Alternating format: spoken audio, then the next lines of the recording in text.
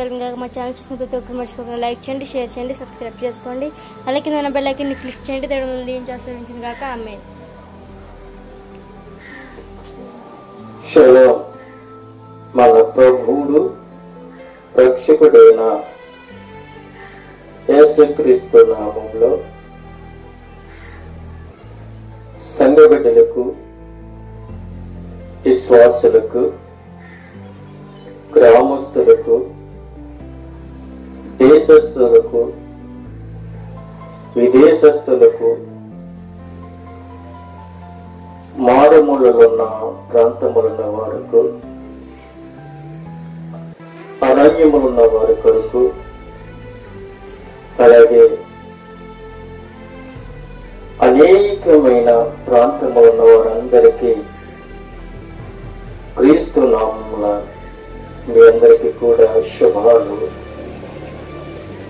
తెలియపరుస్తూ ఉన్నాయి. మనము భయంకరమైన దినాలలో మనము జీవిస్తూ ఉన్నాము. కడవరి దినాలలో జీవిస్తూ ఉన్నాము. దుర్దినాలలో మనము జీవిస్తూ ఉన్నాము. మనము మోసకరమైన దేశంలో జీవిస్తూ ఉన్నాము. మోసగింపబడి, శోధింపబడి, శిక్షింపబడి, బాధింపబడిన మనమందరినీ దేవుడు విడిపించటానికి ఈ లోకానికి నావాకారిగా పరిశుద్ధాత్మ దేవుడు మన మధ్యనికి వచ్చి ఉన్నాడు. ఒక మానవుడిగా ఆయన యొక్క వాక్యము ద్వారా మనతో మాట్లాడి, ఆ వాక్యము శరీరము దాల్చి ఆయన ఈ లోకానికి మన మధ్యకి ఆయన వచ్చి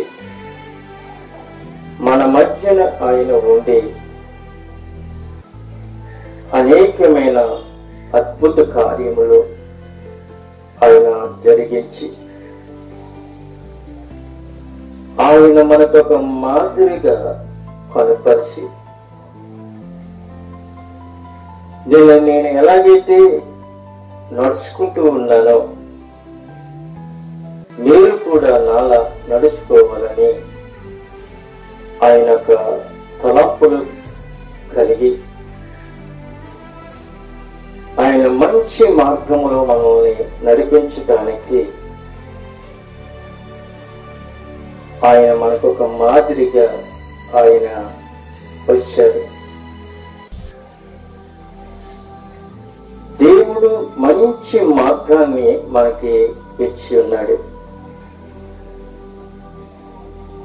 స్వచ్ఛమైన మార్గాన్ని, సత్యమైన మార్గాన్ని, యథార్థమైన మార్గాన్ని, నీతి మార్గాన్ని, నమ్మకమైన మార్గాన్ని,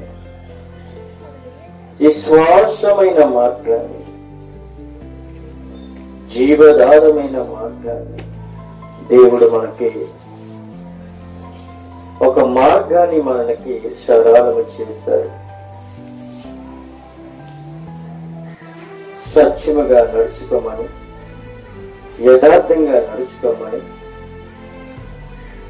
ప్రేమతో నడుచుకోమని ఆయన మనకి అనేకమైన మార్గాలు మనకి తెలిసి ఉన్నాడు. ఇన్ని మంచి మాటలు మనకి బోధించిన దేవుడు ఏకైక దేవుడు,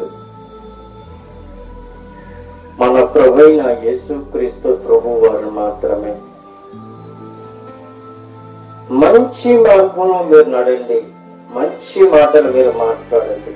మీ నోటంట ఏ దుర్భాషలైనను రానవ్వకండి. దుష్టుడు మీలోనికి వేలుబడి చేయనివ్వకండి అని మంచి మంచి కొటేషన్లలో మనకి యేసుక్రీస్తు ప్రభు వారు మనకి బోధించి ఉన్నారు. మంచిని మంచిగా ప్రకటించండి, మంచిది మంచిగా బోధించండి, మంచిది మంచిగా ప్రకటించండి. ఎంత ఖచ్చితంగా ప్రభువైన యేసుక్రీస్తు మనకి మంచి మాటలు మనము ముందుట ఆయన పెట్టి ఉన్నారు. నిన్ను వలె నీ పొరుగు వారిని ప్రేమించండి, మీ తల్లిదండ్రులను ప్రేమించండి, మీ సహోదరులను ప్రేమించండి, మీ సహోదరులను ప్రేమించండి, సంఘాలను ప్రేమించండి, గ్రామస్తులను ప్రేమించండి, గౌరవించండి, ప్రార్థనలు చేయండి, ఒకరి పట్ల ఒకరు ప్రార్థన కలిగి ఉండండి అని యేసుక్రీస్తు మంచి ప్రేమను మనకి బోధించారు. ఆకలితో ఉన్న వారికి ఆహారం పెట్టండి, దాహవేసిన వారికి దాహాన్ని ఇవ్వండి,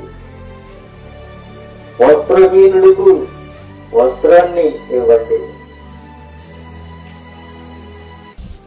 వాడు రోగి ఉన్న ఎడల వాడిని పరామర్శించండి. ఇదే నా ప్రేమ.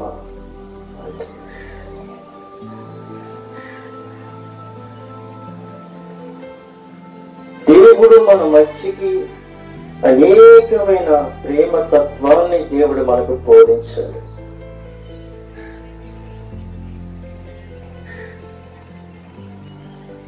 ప్రభువైన యేసుక్రీస్తు ప్రభువు వారు కుష్ఠ రోగులని ఆయన హత్తుకున్నాడు. కుష్ఠ రోగుల్ని ఆయన హత్తుకున్నాడు.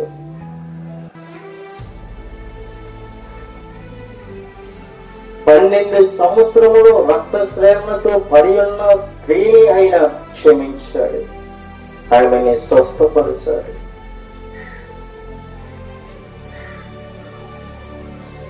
అనేకమైన సమస్యలు మట్టించి దెయ్యములతో బాధపడుతున్న వ్యక్తిని, సమాధుల్లో గాయపరుచుకుంటున్న వ్యక్తిని దేవుడు స్వస్థపరిచాడు. మంచం మీద పడి ఉన్న ఆ పక్షవాయు గల వాడిని యేసుక్రీస్తు క్షమించాడు, స్వస్థపరిచాడు. యాయీరు కుమార్తెని మరణము నుండి తిరిగి లేపాడు.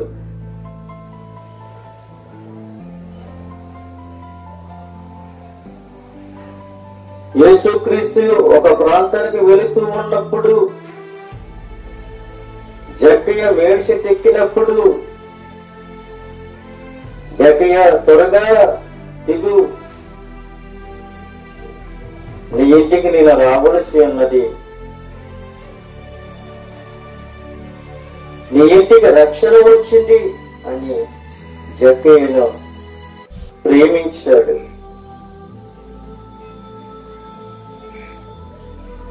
యేసుక్రీస్తు ప్రభువారు జక్కయ్యను చూశాడు. జక్కయ్య ప్రభువును చూసి పరిగెత్తి మేడి చెట్టెక్కి ఆయనను చూశాడు, ప్రేమించాడు. ప్రభువైన యేసుక్రీస్తుడు ఎవరిని కూడా త్రోసివేయలేదు, అందరినీ ప్రేమించాడు. అందరినీ మంచి మార్గంలోకి నడిపించాలి, నీతియు యథార్థత వీళ్ళకి అందించాలి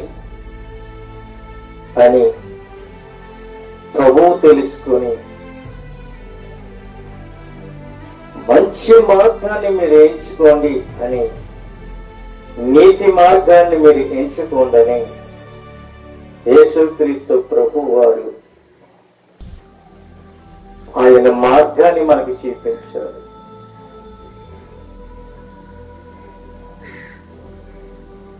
యేసుక్రీస్తు మార్గము నిదానమైన మార్గము, మంచి మార్గము. ఆ మార్గానికి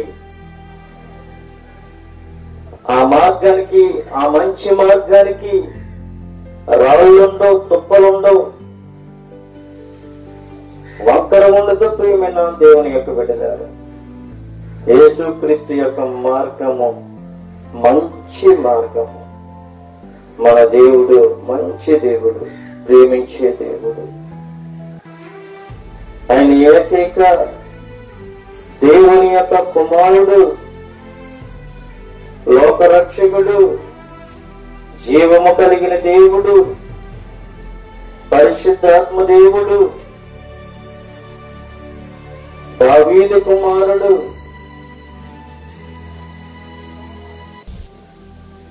మన మధ్యకి పరలోకం వీడి భూలోకానికి వచ్చి మనతో ఆయన ఒక మానవుడిగా తిరిగి మనకి ఎన్నో ప్రార్థనలు నేర్పించారు. ప్రార్థన వలనే మీరు జయం పొందుకుంటారు అని చెప్పారు. ఎన్నో ఉపవాసాలు మనకి నేర్పించారు. ఉపవాసము వలనే మీరు జయం పొందుకుంటారు అని చెప్పారు. యేసుక్రీస్తు ప్రభువు వారు ఆయన యొక్క మార్గాన్ని మనకి కనపరిచారు. మంచి మార్గాన్ని మనకి ఇస్తే ఆయన మనం ఏం చేస్తున్నామో తెలుసా? ఆయన ఏం చేస్తున్నామో తెలుసా? హింసించాం,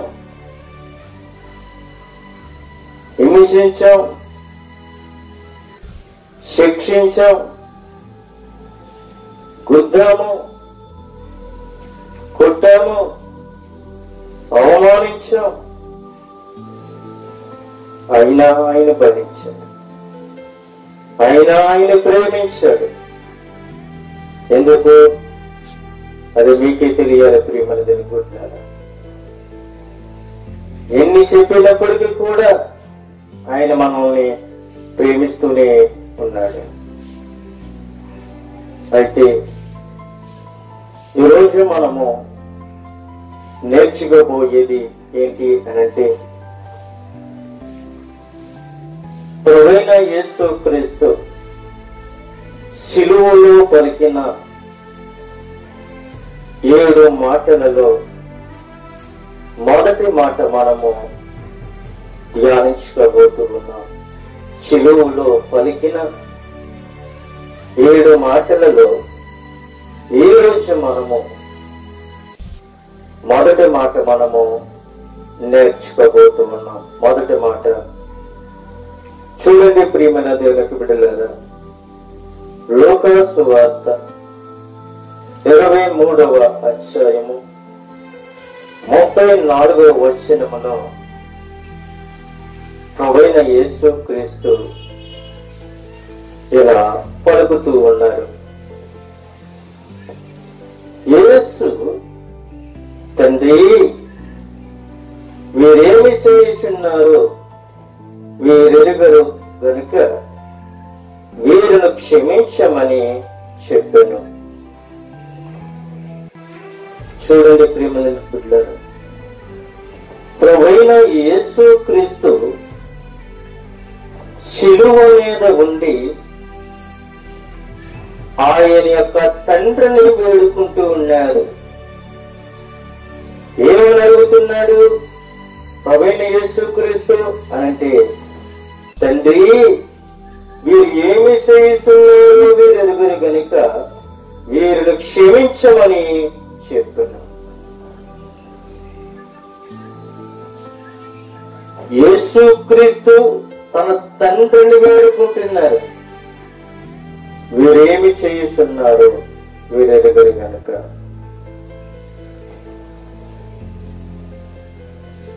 ఎందుకని వీరు క్షమించమని అడుగుతున్నారు అనంటే, అక్కడున్న బంట్రోతులు, అక్కడున్న ప్రజలు ఆయన వస్త్రములు పంచుకొనుటకే చీట్లు వేసుకుంటున్నారట.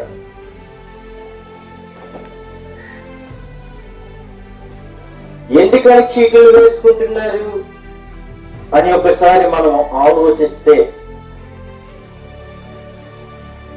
ప్రభువైన యేసుక్రీస్తు యొక్క అంగి పరిశుద్ధాత్మ దేవుడు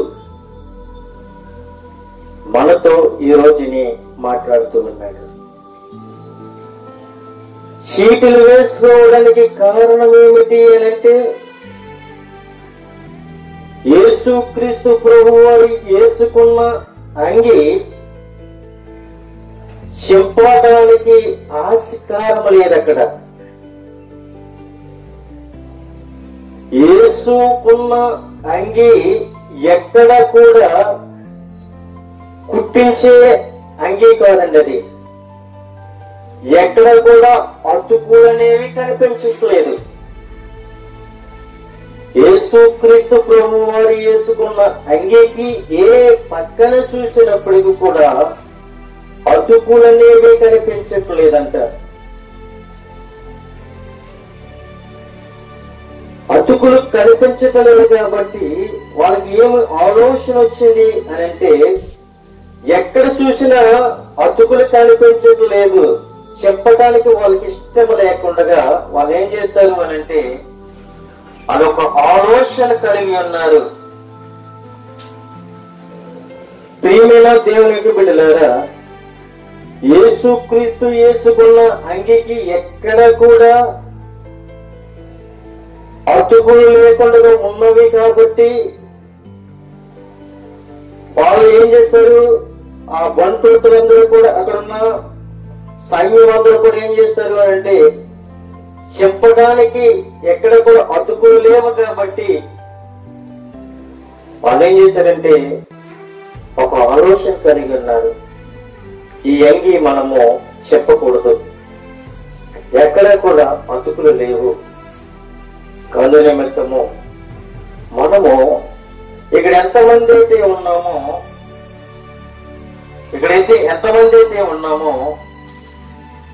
అందరము కలిసి చీట్లు వేసుకున్నాం. ఆ చీటి ప్రజలందరూ నిలవబడి చూసుచుండరి. ఈ అధికారములు వీడు ఇతరులను రక్షించను. వీడు దేవుడు ఏర్పరచుకున్న క్రీస్తు ఆయన ఎడల తను రక్షించుకొనమని అపహాసిస్తూ ఉన్నారు. క్రీస్తు అయిన ఎడల తను రక్షించుకోమని ఆయన్ని అపహాసిస్తూ ఉన్నారు. సైనికులు ఆయన యొద్దకు వచ్చి ఆయనకు శరీరమిచ్చి, నీవు యూదుల రాజు అయితే నీవు రక్షించుకోమని ఆయన్ని అపహాసిస్తూ ఉన్నారు.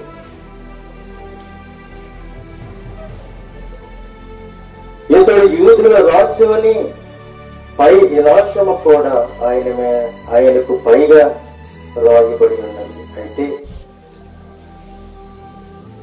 వేలాడబడిన ఆ నేరస్తులలో ఒకడు ఆయనను దూషించుచు, నీవు క్రీస్తువు కదా,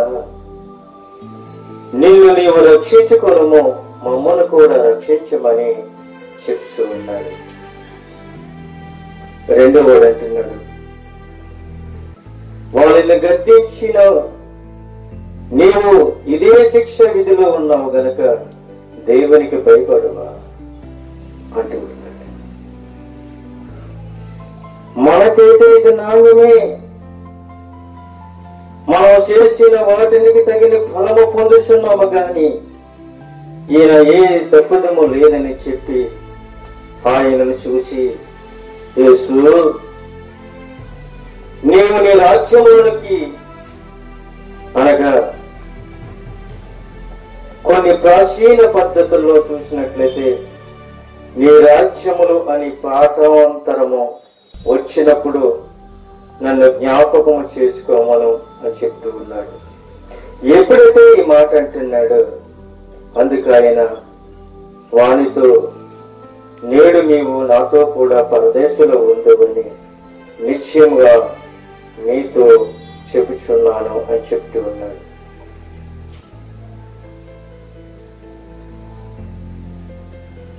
కొంతమంది అపహాసించారు, కొంతమంది దూషించారు ప్రియమైన దేవునికి బిడ్డలారా. కానీ శిలువ మీద ఉన్న దొంగ పశ్చాత్తాపపడ్డాడు, ప్రభువుని వేడుకున్నాడు, ప్రభు క్షమించాడు. నేడు నాతో కూడా నీవు పరదేశంలో ఉంది అని ఆయన చెప్పాడు. మన దేవుడు క్షమించే దేవుడు. ప్రభువా, నేను పాపిని, నేను దోషిని, అబద్ధకుడిని, నేను చాలా ఘోరమైన శిక్షలను అనుభవించాను, నా శిక్షలన్నీ కూడా తీసివేయి అని ప్రభు దగ్గర నువ్వు అంగీకరిస్తే, ఒప్పుకుంటే ప్రభు నిన్ను క్షమిస్తాడు. శిలువ మీద పలికిన 7 మాటల్లో మొదటి మాట మనం ఏం చూస్తాం ప్రియమైన దేవునికి బిడ్డలారా అని అంటే, యేసు తండ్రి వీరేమి చేస్తున్నారో వీరెరుగురు గనుక వీరిని క్షమించమని చెప్పాను. వారు ఆయన వస్త్రములు పంచుకున్నట్టుకై చీట్లు వేసుకున్నారు. కీర్తన గ్రంథము 69వ అధ్యాయము 21వ వచనములో మనం చూసినట్లయితే, వారు చేదు నాకు ఆహారముగా పెట్టిరి, నాకు దప్పి అయినప్పుడు చెరకను త్రాగించిరి అని ఇక్కడ మనం చూస్తూ ఉన్నాం. వారు నాకు చేదును నాకు ఆహారముగా పెట్టిరి, నాకు దాహం అయినప్పుడు చెరకను నాకు మరి త్రాగించిరి. నిజమే ప్రియమైన దేవునికి బిడ్డలారా, యేసుక్రీస్తు ప్రభువు శిలువ మీద ఉన్నప్పుడు దాహం వేస్తున్నప్పుడు అందులో ఒకరు పరిగెత్తుకుని పోయి ఒక స్పాంజీ తీసుకుని బౌలం కలిపిన ఆ యొక్క మరి స్పాంజీని ఆ చెరికలు అందులో ముంచి తీసుకుని వెళ్ళి ప్రభుకి అందించినట్టుగా మనం చూస్తున్నాం. అయితే ఆ చేదును, ఆ మత్తును ఆయన తీసుకోలేదు. దాహమే అయినా కూడా ఆయన తట్టుకున్నారు ప్రియమైన దేవునికి బిడ్డలారా. ఏ రూపంలో మనం చూసినట్లయితే మనకు చిన్న దాహం వేస్తే చాలు, గటగట గటగట గటగట లీటరు 1 లీటరు మనం దాహం తీర్చుకుంటాం. కానీ ప్రభువైన యేసుక్రీస్తు ప్రభువు వారు ఉదయం 9 గంటల నుండి మధ్యాహ్నం 3 గంటల వరకు కూడా శిలువ మీద వేలాడుతూ చాలా హింసింపబడ్డాడు, దూషింపబడ్డాడు, వేధింపబడ్డాడు, బాధింపబడ్డాడు, భరించాడు, దాహం అని రోధించాడు. అయినప్పటికీ కూడా అక్కడి నీకు చాలి లేకుండా చేతి చెరకను అందించాడు. ఆయన తీసుకోలేదు ప్రియమైన దేవునికి బిడ్డలారా.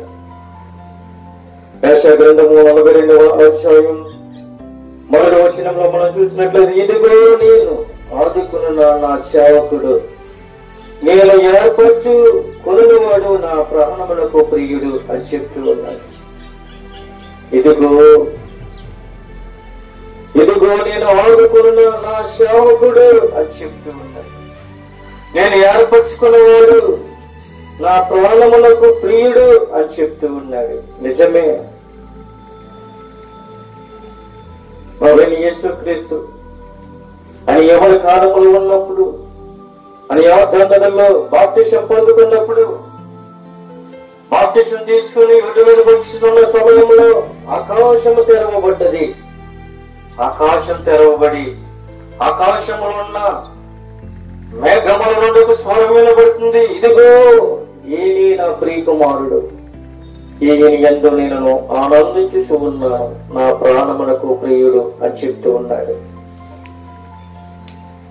అయితే ప్రియమైన దేవునికి బిడ్డలారా, మత్తయి సువార్త 5:44 మనం చూసినట్లయితే, నేను మీతో చెప్పినది ఏమనగా, మీరు పరలోకమందున్న మీ తండ్రికి కుమారులై ఉండినట్లు మీ శత్రువులను ప్రేమించుడి, మిమ్మల్ని హింసించే వారి కొరకు ప్రార్థన చేయుడి అని ప్రభువైన యేసు క్రీస్తు ప్రభు వారు మనకు ఒక ప్రార్థన నేర్పించారు. మీ శత్రువులను ప్రేమించండి, మిమ్మల్ని హింసించినప్పుడు వారి కొరకు ప్రార్థన చేయండి. ప్రేమించండి, ప్రార్థన చేయమని ప్రభు సెలవిస్తున్నారు. మనమందరము ఈ రోజుల్లో ఎక్కడ చూసినా ప్రేమనే ప్రకటిస్తున్నాము, కానీ ద్వేషాన్ని విషం కక్కట్లేదు. ప్రేమను దొరుకుతున్నారు.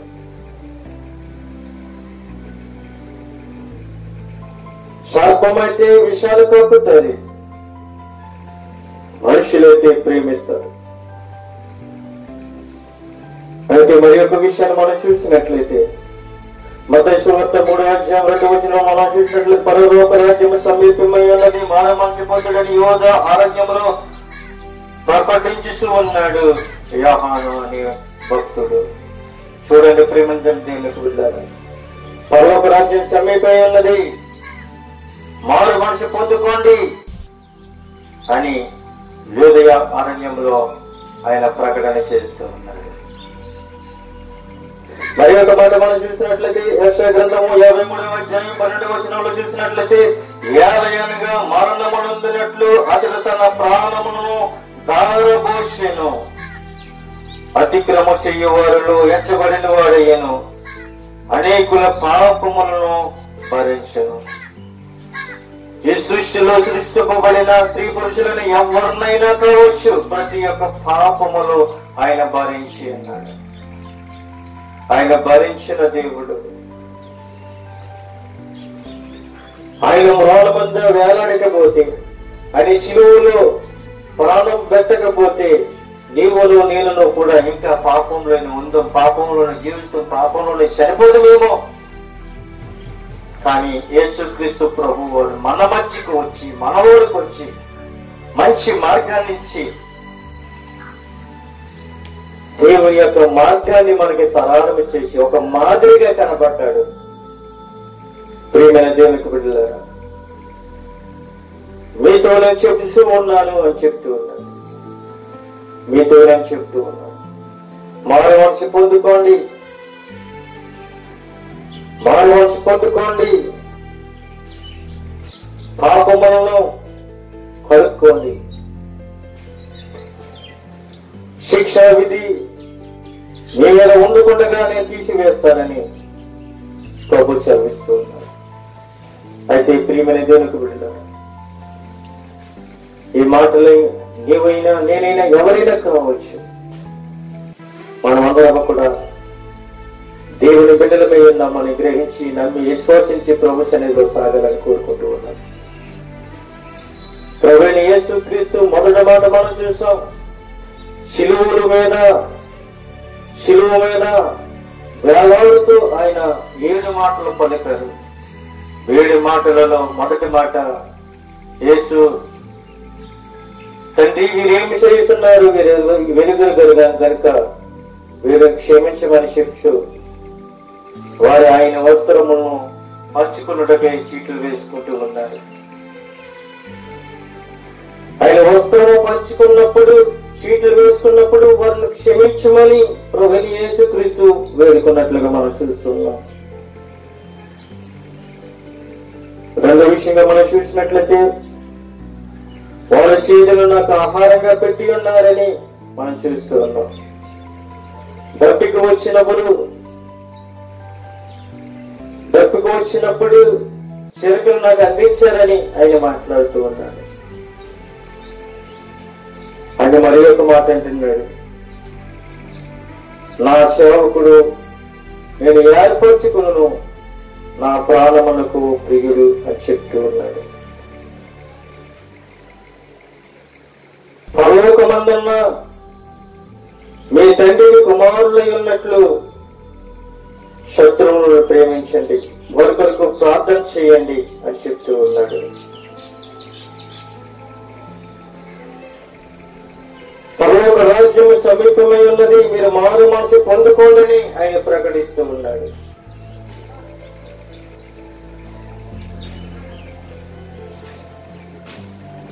మరణమనందునట్లు అతడు తన ప్రాణమును దారబోసాడు.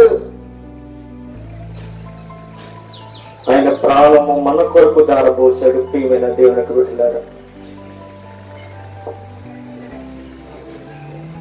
ఆయన ప్రాణాన్ని మన కొరకే దారబోసాడు. ఆయన సరిపోదేనే గాని ఆయన సరిపోవాలి. ఆయన సరిపోతేనే తండ్రి యొక్క రాజ్యానికి వెళ్తాడు. ఆయన సరిపోయిన తర్వాత తండ్రి యొక్క రాజ్యానికి వెళ్ళి అక్కడ మంచి మంచి స్థలాలను సిద్ధపరిచి నేనుండు స్థలంలో మీరుండు లాగన తిరిగి నేను మళ్ళీ వస్తానని ఆయన చెప్పి వెళ్ళిన దేవుడు, వస్తానన్న దేవుడు రాకమానడు. ఆయన తెస్తానన్న బహుమానం తేకమానడు. ఆయన బహుమానము తేవడానికే ఆయన వెళ్ళాడు. ఆయన మనకి బహుమానాలు ఇవ్వడానికే ఆయన వెళ్ళాడు. ఆయన బహుమానం సిద్ధపరచడానికే ఆయన వెళ్ళాడు. మంచి మంచి స్థలాలు, మంచి మంచి గృహాలు, ఆయన ఉన్న స్థలములో మనకు కూడా స్థలాలను సిద్ధపరచడానికి ఆయన వెళ్ళాడు. ఈ లోకంలో మనం అందరికీ కూడా ఎన్నో స్థలాలు సిద్ధపరుచుకుంటున్నాం. కానీ ఆ స్థలాలు శాశ్వతమైన కావాలి ప్రభు సెలవిస్తూ ఉన్నాడు. ఆయన నిలకడైన స్థలాలు కాదు, స్థిరమైన స్థలాలు కాదు, నమ్మకమైన స్థలాలు కాదు, శాశ్వతమైన స్థలాలు కాదు. ప్రియమైన దేవునికి బిడ్డలారా, శాశ్వతమైన స్థలం మరొక స్థలం ఉంది. ఆ స్థలానికి నిన్ను నన్ను వారసుడిగా చేసుకోవడానికి మనల్ని సిద్ధపడమంటున్నాడు. సిద్ధపరచుకోండి అని చెప్తూ ఉన్నాడు. ఆ రాజ్యానికి రావాలి అంటే మీరు మారు మనసు పొందుకోవాలి, రక్షణ పొందుకోవాలి, పరిశుద్ధాత్మ శక్తి పొందుకోవాలి. అప్పుడు మాత్రమే మీరు వస్తారు. అంతే తప్ప కానీ టికెట్ లేకుండా మనం ప్రయాణం చేస్తే గమ్యానికి మనము చేరలేం. ప్రియమైన దేవునికి బిడ్డలారా, టికెట్ లేని ప్రయాణం వ్యర్థం. ఆ టికెట్ లేకుండా మనం ప్రయాణం చేస్తే ఆ బస్సు యొక్క కండక్టర్ ఎక్కడ దింపేస్తాడో మనకే తెలియదు. టికెట్ మనం కడకంటా తీసుకుంటే గమ్యానికి తీసుకుని వెళ్ళి అక్కడ దింపుతాడు. అక్కడ ఒక్కడైనా, ఇద్దరైనా, ముగ్గురైనా, నలుగురైనా, 10 మంది అయినప్పటికీ కూడా నిన్ను గమ్యానికి తీసుకుని వెళ్ళి అక్కడ దింపుతాడు. కానీ టికెట్ నీ దగ్గర లేకపోతే నువ్వెక్కడ దిగిపోతావో తెలియదు, ఎక్కడ ఉండిపోతావో తెలియదు, ఏ మార్గంలో నేను దింపేస్తాడో తెలియదు. ప్రియమంతునికి బిడ్డలారా, మనకు ఒక టికెట్ అనేది ఉండాలి. ఆ టికెట్ రక్షణ. రక్షణ పొందుకుంటే నువ్వు పరలోక రాజ్యానికి వారసుడివే. ఈ మాటలు శిలువ మీద పలికిన మాటల్లో మొదటి మాట మనము ధ్యానించుకున్నాం. ఈ మాటలలో మీరు విని గ్రహించి మీరు మీ కుటుంబాలతో దీవెనకరంగా, ఆశీర్వదకరంగా దీవింపబడాలని, ఆశీర్వదింపబడాలని, రక్షణ పొందుకోవాలని, రక్షణ భాగ్యంలో మీరు నడాలని, దేవుని యందు భయభక్తులు కలిగి జీవించాలని కోరుకుంటూ నా మాటలను ముగిస్తున్నాను. కొద్ది మాటలు దేవుడు దీవించును గాక. ఆమేన్.